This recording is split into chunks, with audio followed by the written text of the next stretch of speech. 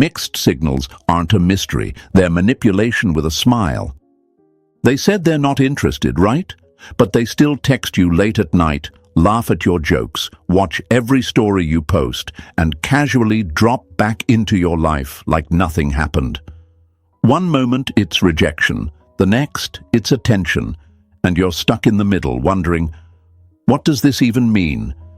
Before we go deep into this psychological loop they've pulled you into, hit that like button and press subscribe, because what you're about to hear, most people won't ever tell you. But I will. This one truth could save you from months or even years of emotional confusion and wasted energy. So stay with me. Hey folks, imagine this. You're standing at the edge of a cliff, arms wide open, offering everything, loyalty, presence, time. And right when you're about to take that leap, the person you were leaping for steps back and says, "I'm not ready." But instead of walking away completely, they linger at the edge. They throw pebbles into your silence. They wave from a distance. They shout, "I'm just confused." But don't be fooled, my friends. Confusion is not an excuse. It's a cover.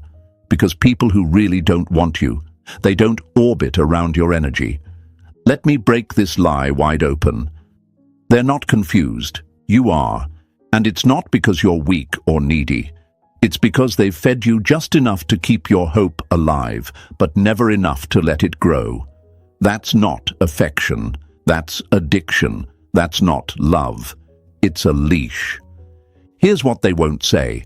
Sometimes people reject you, not because you aren't good, but because they already know how good you are. And they're not ready to match it. So instead, they shelf you, put you in the maybe later box. And if you don't do something fast, you'll start auditioning for a role they never planned to give you. You're not a backup plan. You're not an emotional pacifier. You're not someone's second choice on a slow Tuesday night. You are not a just in case. So when someone says, "I'm not interested," but their behavior still clings to your presence, don't ask why they're doing it. Ask yourself why you're still allowing it. I know. Maybe you think you're being patient. Maybe you believe they'll come around if you just stay kind, available, understanding. But let me hit you with this. Love doesn't need rehearsal. It knows its part from the start. You don't need to prove your worth to someone who couldn't see it the first time. This is where the shift happens. Right now, not tomorrow, not after the next flirty text. Right now, you decide who you are. You become the one who doesn't need closure to close the door. You become the one who doesn't feed confusion with attention. You stop trying to decode someone who already made their choice. And even if they regret it later, that's their lesson, not your waiting room. So here's your affirmation, short, sharp, and true. I don't chase confusion. Say it out loud. Type it in the comments. Let the world hear your clarity. Let the silence you choose become louder than the mixed signals they send. Number 1, they said no, but their behavior still says maybe? The cruelest thing someone can give you isn't a no, it's a maybe wrapped in a breadcrumb. You see, there's a strange type of rejection that doesn't walk away. It lingers. It sits across from you in silence and still expects a reply. It says, "I'm not interested," but keeps showing up in your orbit like a song you didn't ask to play again. And what's even worse, you keep listening, hoping maybe, just maybe, the lyrics will change this time. Let me paint you a picture, my friends. Imagine you walk into a restaurant, starving. You ask for a meal. The waiter tells you, "Sorry, we're not serving you." You're disappointed. You're about to leave. But then he brings out a warm basket of bread. Just bread. No meal, no main dish. Just a sample. And every few minutes, he keeps dropping off more. Just enough to stop you from leaving. Not enough to satisfy your hunger. That's what these people do. They reject you, then feed you crumbs, a like on your post, a "Hey stranger" text, a late-night laugh emoji, and suddenly you're not walking out. You're sitting there, still starving, still waiting, And I get it, you're probably asking yourself, why would someone reject me and still act like they care? Isn't that cruel? Isn't that confusing? And you know what? Yes, it is confusing until you realize they aren't confused at all. Here's the lie they've sold you. I'm not sure how I feel right now. Or better yet, let's just see where this goes. But that's not vulnerability, that's control. That's a way of keeping you close without ever having to commit. It's emotional insurance. You're the just in case, the safety net, the ego boost they don't want to lose, even if they never plan to catch you when you fall. And deep down, you probably know this. You feel it in your chest. The tension every time they message you after days of silence. The anxiety when they pop up again, acting like nothing ever happened. Your body knows, your gut knows, but your heart is still bargaining with the hope they left behind. Let me drop a truth bomb. People who want you don't confuse you. People who value you don't reject you while holding on to your energy.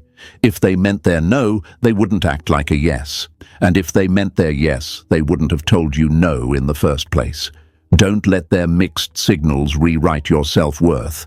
But I also understand why it's hard to walk away. You're human. You have feelings. You were building something, or trying to. You weren't just talking, you were investing. In time, in effort, in imagination. You pictured a future with them, even when they didn't ask you to. And now, even though they've closed the door, they keep peeking through the window, and you keep hoping they'll open it again. That hope? That's not your strength. That's the chain. The mental loop they've locked you in. Because every time you react to a message, reply to a post, or answer a "hey," you're subconsciously saying, you can have my attention without choosing me, and they will keep taking it. Why wouldn't they? It costs them nothing, but it costs you your clarity, your energy, your peace. So what do? How do you stop playing this emotional limbo game? You do what strong people do. You rise, you stand up, you take the maybe and translate it back to what it really is, a no with glitter on it. And you don't beg for glitter. You walk toward gold. It's not going to be easy. I'm not going to lie to you. You'll feel the urge to check if they've watched your story. You'll want to reply to that "how have you been?" text just to feel seen. But every time you don't, every time you stay silent, you're pulling your power back into your chest. You're rewiring your nervous system to stop responding to emotional bait. They don't deserve the version of you that doubts yourself just because they didn't choose you. Let that sink in. You were always enough. They just weren't ready to receive it. And that's not your burden to carry anymore. That's their journey to walk through, alone. You've got better things to do than dance in someone's maybe. You've got goals to chase, friends to grow with, a body to strengthen, a purpose that doesn't shrink for anyone who couldn't see it the first time. So here's your affirmation for this moment, and I want you to comment it below, not just type it, but own it. I don't wait for maybe. Say it again. Let your nervous system hear it. Let your doubts feel it. Show them. Show yourself. Show the world around you that you're no longer the version of yourself who waits for crumbs at a table you never belonged to. Number 2, they're not attracted to you. They're addicted to your attention. Some people don't miss you. They miss the control they had when you needed them. Let's not sugarcoat this, my friends. When someone rejects you but still finds a way to stay in your life, poking you with haze, tagging you in memes, laughing at your stories, they're not giving you a second chance. They're feeding off your attention like a drug, not because they want to love you, but because they love being wanted. Let me give you a metaphor to make this real. Imagine you're the sun. You give light, warmth, energy. Every day you rise. And this person? They're not planting seeds under your light. They're just tanning in it, laying back, soaking up the glow. But the second it gets too real, too close, they put on sunglasses and walk away. They don't want to grow with you. They just want to feel seen in your light. Now you might be asking yourself, but if they didn't like me, why do they still talk to me? Why text at midnight? Why reply to my story? Why smile at me in public like we still have something? Because it's not about you. It's about them. It's about how they feel when they know they still have access to you. Your presence is their backup plan. Your attention is their self-esteem boost. You're not their person. You're their power source. And here's the truth that hurts before it heals. They're not attracted to you. They're addicted to your validation. The difference: attraction is about connection. Addiction is about control. And when they know they can get you to reply, react, wonder, they feel powerful. Even after saying they're not looking for anything right now. Even after telling you they just want to be friends. What they really mean is, I don't want to lose what you give me, but I don't want to give it back either. This is what you need to break, and this is why it's so hard. Because part of you still believes it means something. You see that text pop up, and your brain lights up like a slot machine that finally hit jackpot. Maybe this time it means more. Maybe they're rethinking it. Maybe they're coming around. Nope, that's not love. That's dopamine manipulation. And every time you respond, you give them the one thing they crave the most: confirmation that they still matter more to you than you matter to yourself. Let me break that one more time for the people in the back. You're not a person in their life. You're a mirror. A mirror they check every now and then to see if they're still desirable, still powerful, still unforgettable. And if you keep standing there, reflecting back admiration, you'll lose yourself in their image. You might think staying in contact shows maturity, that you're being patient, kind, emotionally evolved. But sometimes maturity isn't how gracefully you stay.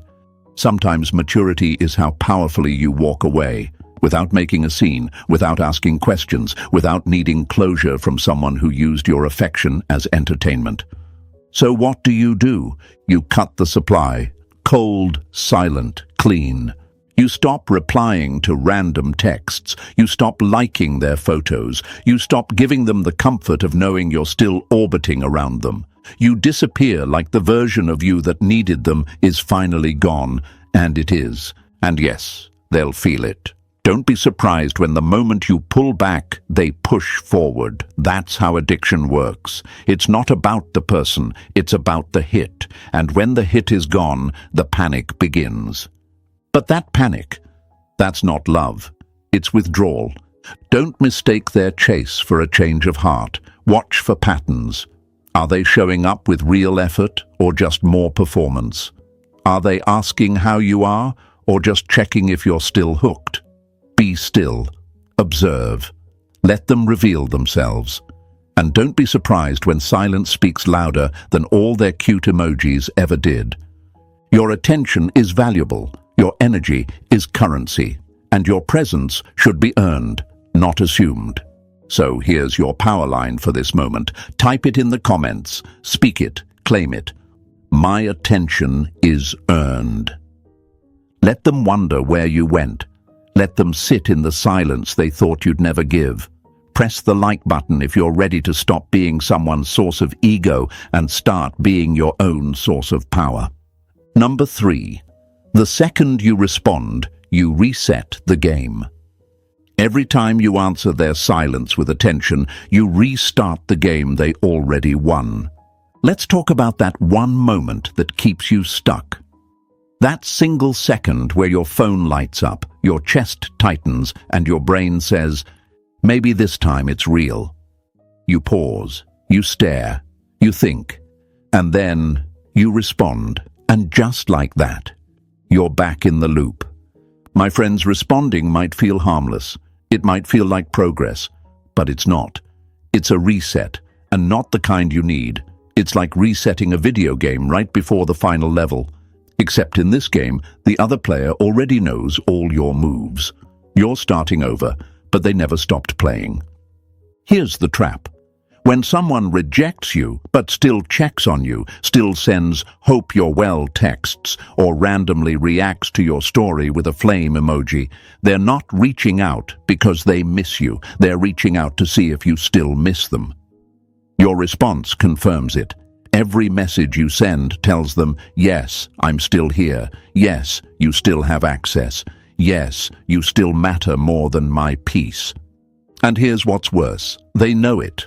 They know exactly what they're doing. It's not accidental. It's not innocent. It's not a random urge. It's a button they press, fully aware of the reaction it will trigger in you. Because, let's be honest, they don't text when they're lonely. They text when they think you're starting to forget. Think of it like this. You're trying to heal from a burn, and every time the scar starts to close, they reopen the wound, just enough to keep you bleeding, but not enough to bleed themselves.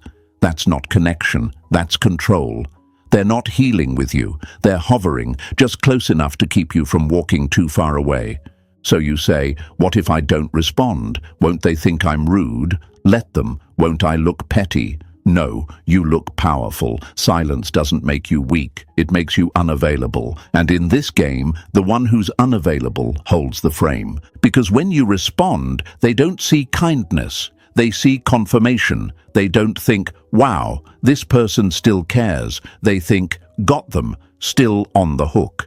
And now they don't have to do anything different. They don't have to grow. They don't have to apologize. They don't have to show up better. Why would they? You've just proven they can leave and return anytime they want, with no consequences. Let me break another lie while we're here. Maybe if I respond this time, things will be different.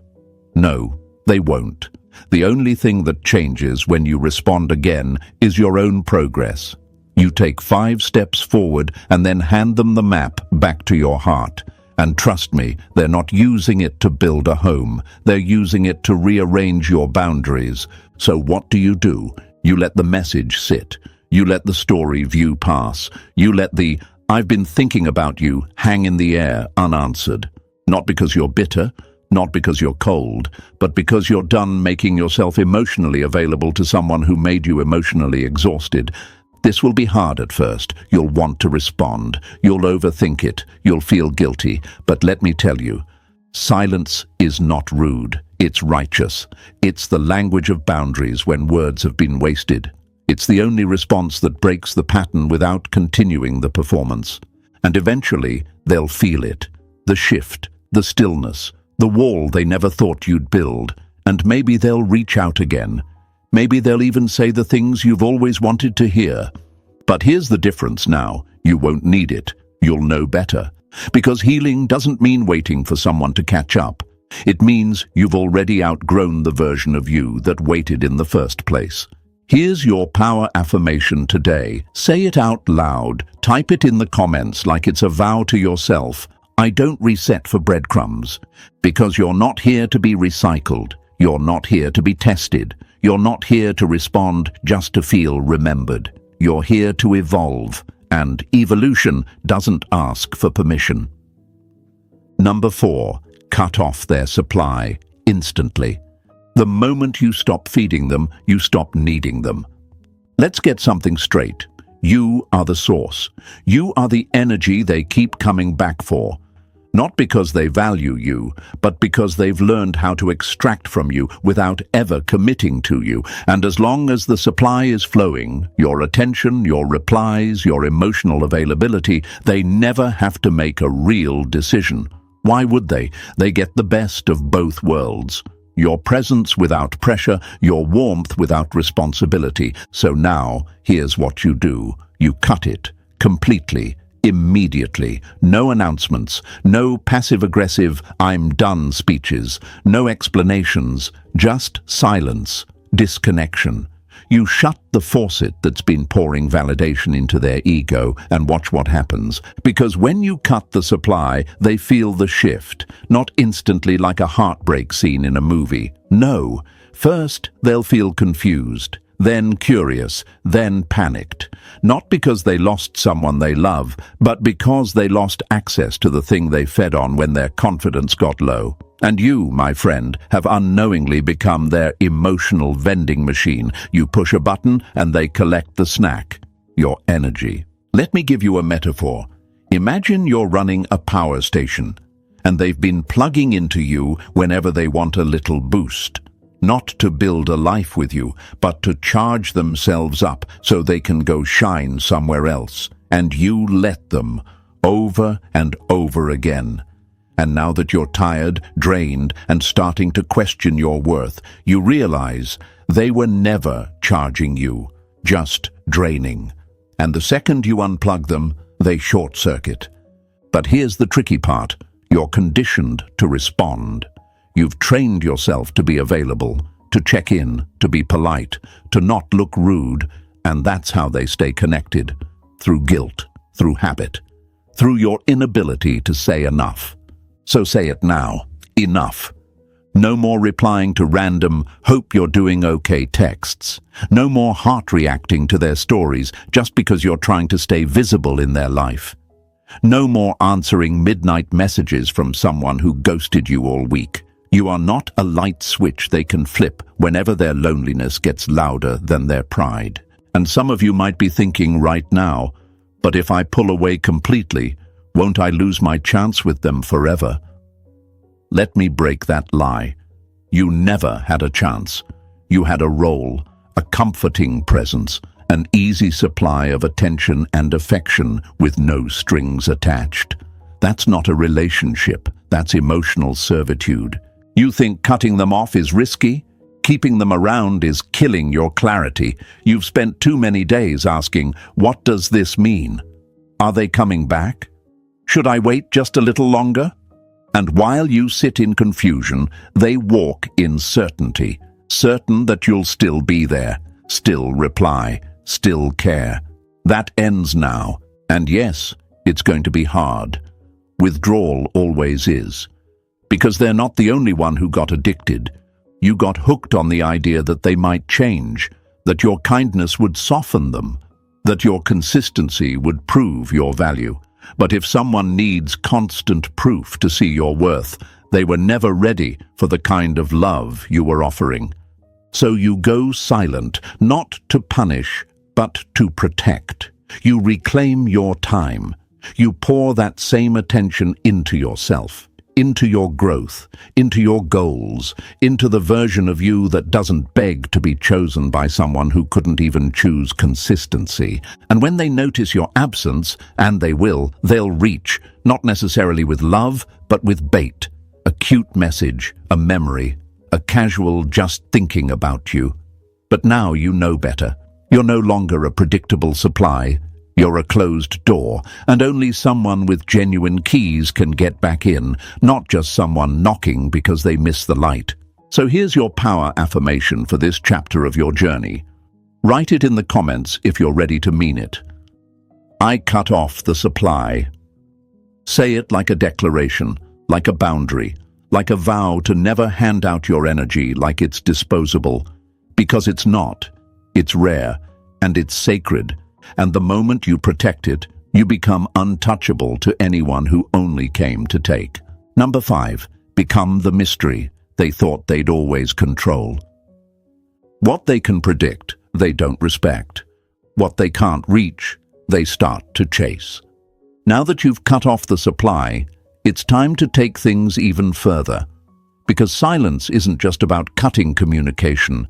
It's about shifting your presence, your energy, your whole frequency. It's about becoming something they can't read anymore. And the moment they can't read you, they start to remember your value.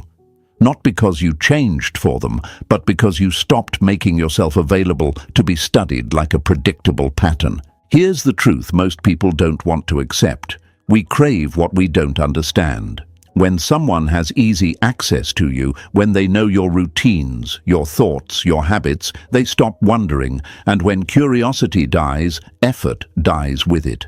They already know what version of you will show up. You text back fast, you like their posts, you always reply, you're always one message away from making them feel powerful again. But now you flip the script. You become the unanswered question, the closed tab in their browser that won't refresh, the chapter in the book they thought they finished until they realize they skipped the most important part, and now it's too late to go back without earning the page again. Think of it like this.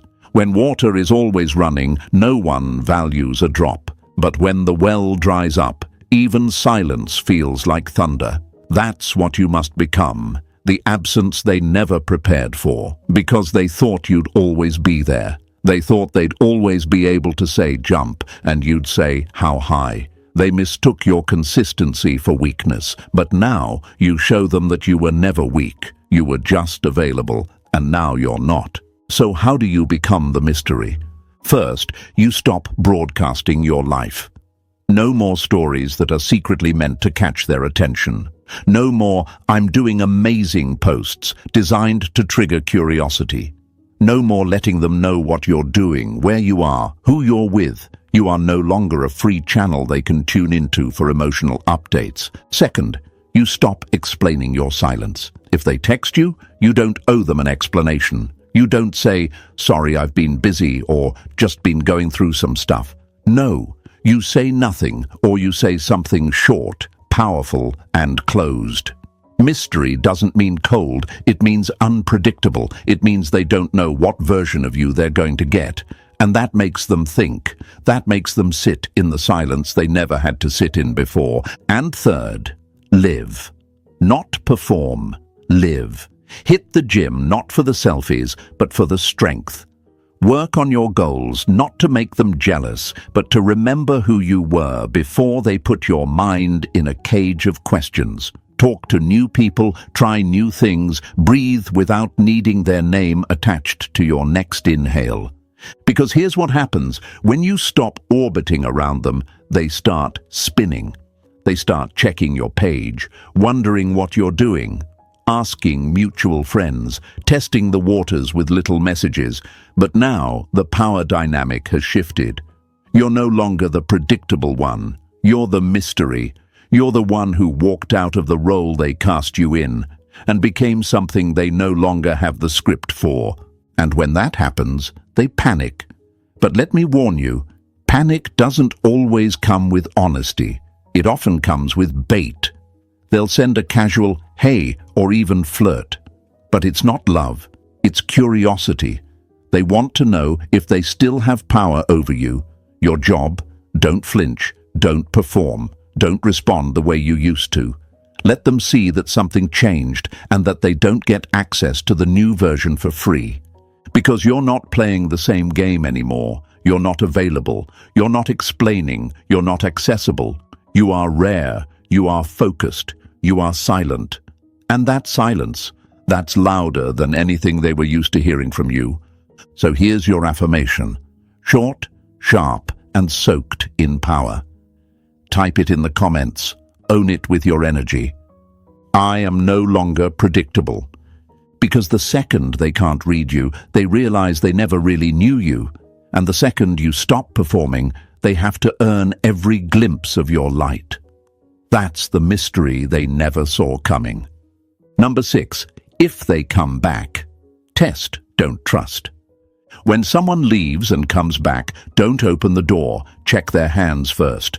Are they bringing truth or just more confusion? Let's get one thing straight. Just because they return doesn't mean they've changed.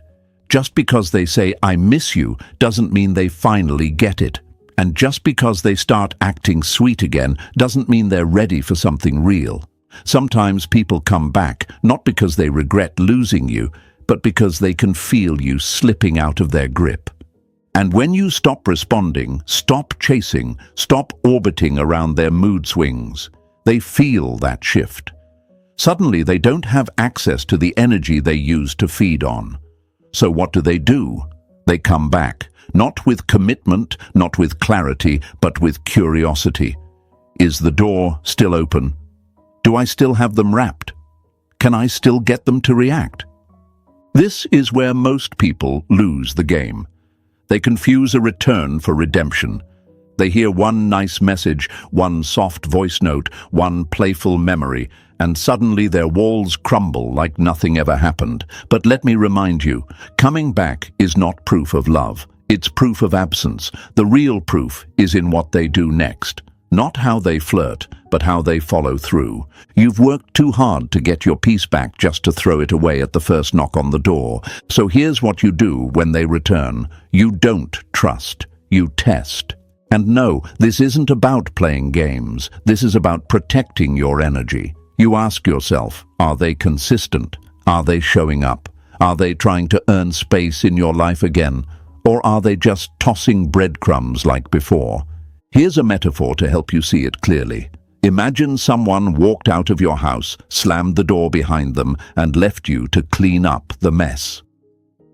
Weeks later, they return, not with flowers, not with an apology, but with muddy boots and another set of demands. Are you just going to let them back in? Or are you going to stand at the door, look them in the eye and ask, why are you really here? Because that's the test. Don't let charm distract you. Don't let chemistry blind you. Ask the real questions. What do they want? What are they doing differently? Are they just lonely tonight? Or are they genuinely ready to build something that doesn't fall apart every time things get hard? And if they flirt, cool, let them, but don't fall for it. Flirting is free. Effort costs something. Let them pay the price of consistency. Let them invest time, effort, respect. If they're not doing that, it's not real, it's bait. If they say, I miss talking to you, don't melt. Say, oh yeah? What are you going to do about it? Make them earn the version of you they took for granted. Make them prove they're not just trying to reel you back in so they can feel powerful again. And if they ask, why are you being so cold? Don't apologize. Don't explain. Just say, I've been focused, period. Let them feel the distance. Let them know that access to you is no longer free. Let them taste the cost of your silence. Because people who are serious about you won't get defensive when you take your time. They won't rush you. They'll understand why you're guarded. And they'll be willing to stay long enough to prove they're real this time.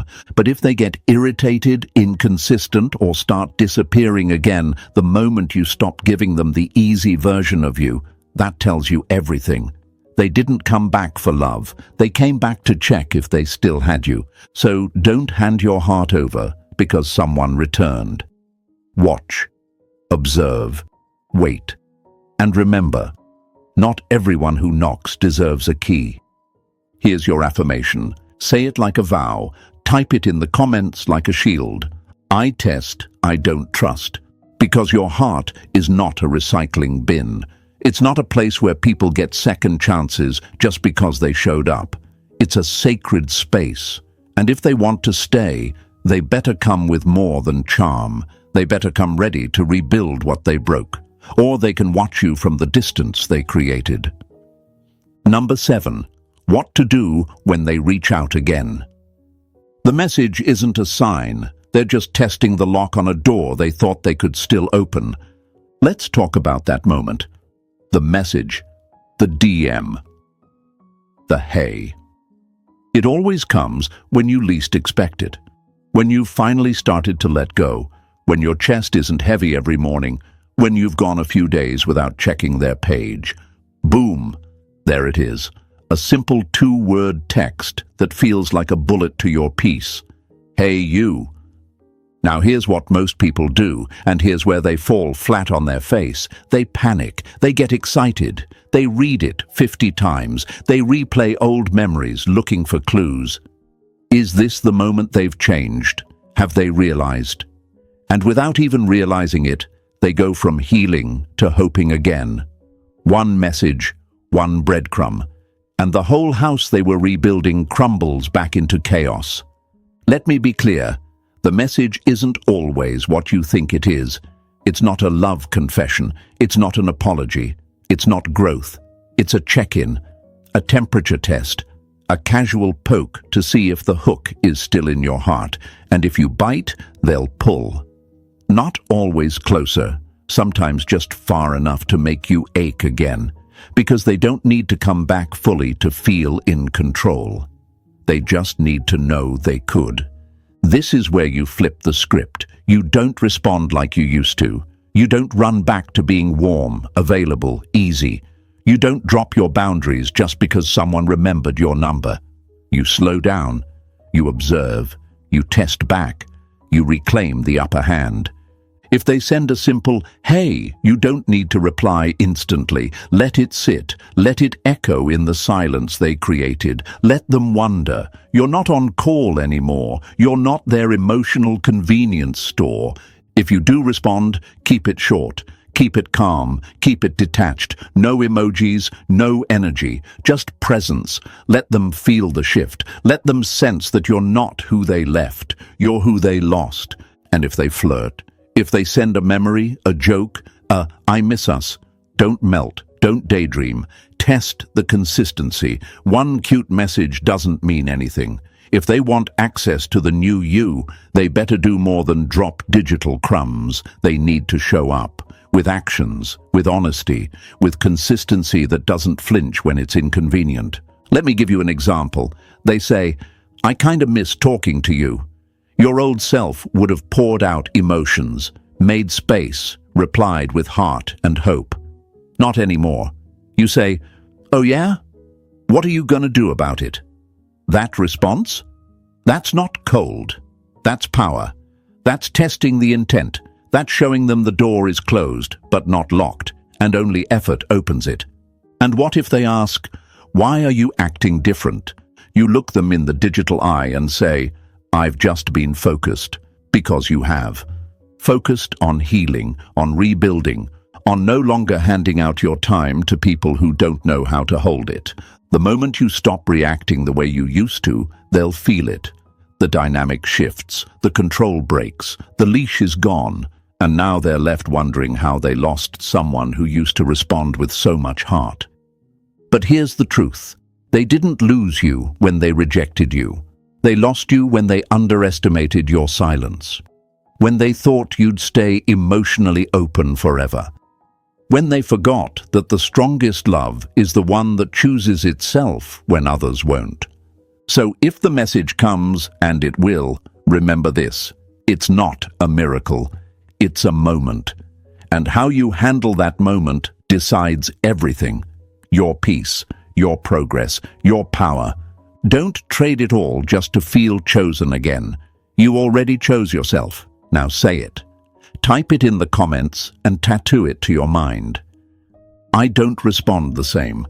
Because you're not the same. You're wiser, you're grounded, you're whole. And if they want access again, they better come with more than a message. They better come with change, or not come at all. Number 8, control the frame, or they'll control you again. If you don't define the rules, they'll play you like a game. Let's end this with the most important truth of all. If you don't control the frame, you'll get pulled back into theirs. And their frame?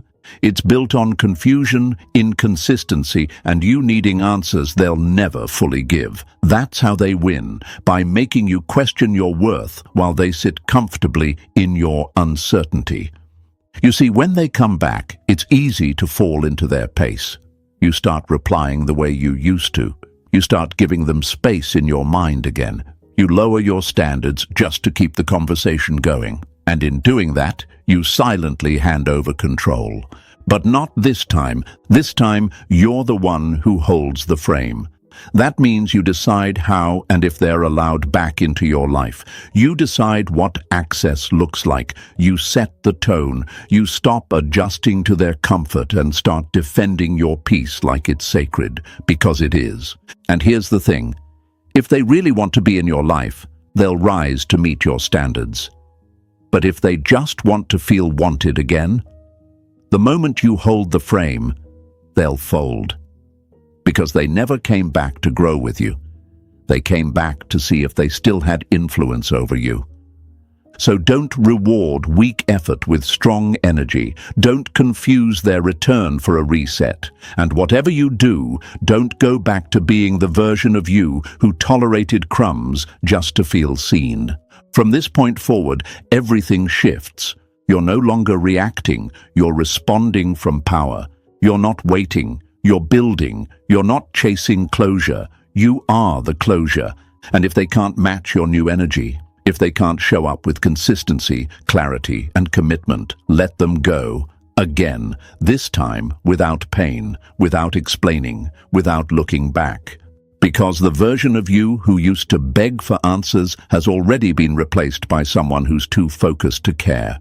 So here's your final affirmation. Own it, speak it, comment it below, and let the world know who's in charge now. I control the frame. And if this series hit something deep inside you, share this with someone who needs to hear it. Let them find their power again. Let them reclaim their peace. And if you're ready for more mindset shifts, more hard truths, and more unshakable self-worth, then you already know what to do. This isn't the end, it's the turning point. We rise in silence, we protect our energy. And from now on, we don't wait to be chosen. We choose ourselves first, every single time.